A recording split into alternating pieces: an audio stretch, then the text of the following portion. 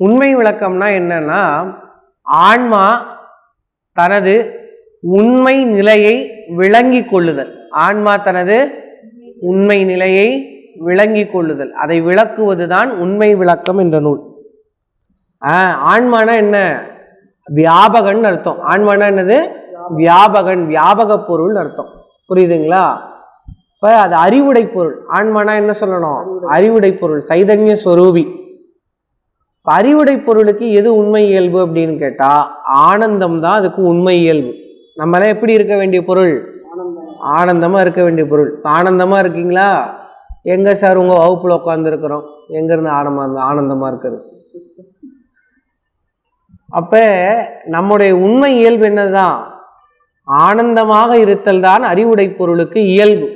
ஆனால் இது இயல்பிலேயே இந்த அறிவு குறைவுடைய அறிவு என்பதனாலே மலத்தால் பிணிக்கப்பட்டிருக்கிறது. அதை பற்றி தான் படிக்க போறோம் இப்போ வரிசையா.